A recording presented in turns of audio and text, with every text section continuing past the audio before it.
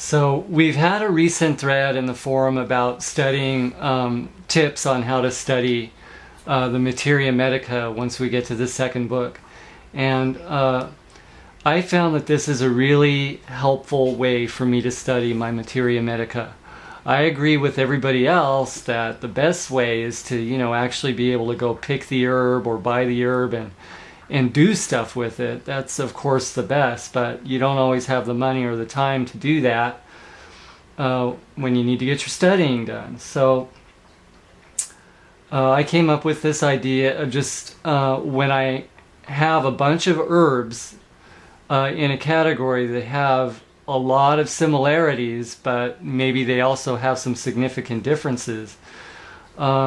I do this little spreadsheet trick, and what I do is I print out a blank spreadsheet using Word. It seems to be easier to do it in Word and not Excel. And then what I do is I go across the top and I write down the Latin name to each of the herbs, the Latin name or the common name there in the top.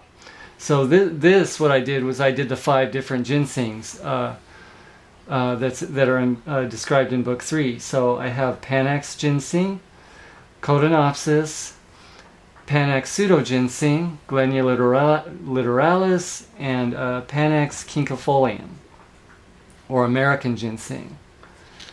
So then after that, I went and I wrote down the opinion names. Panax is Ren Shen, Codenopsis is Dang Shen, Panax is Tian Chi or San Chi, Glenia is Sha Shen, and then the American ginseng is Ji Yang Shen.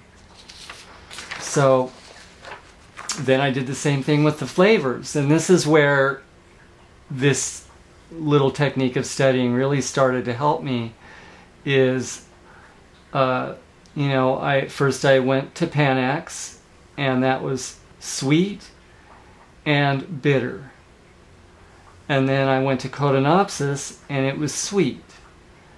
And then I went through the other 3 there, and I wrote down their flavors. And after doing that, there's just something about nerding out on getting this chart just right that causes me to look at all the similarities and all the differences in a really easy way, and it actually makes it interesting to me and gets my mind thinking about how I might use these herbs in real life. So if I look at this, I see that they all share the sweet taste, that only 2 of them, Panax and the Tianchi, share the bitter taste, or excuse me, 3 of them, and then the American ginseng as well. I can see that Glenia is the only one with a bland taste, and that these 2 on the end, the Glenia and the American ginseng, are the only one with a cool energy, etc. So that's how I made this chart.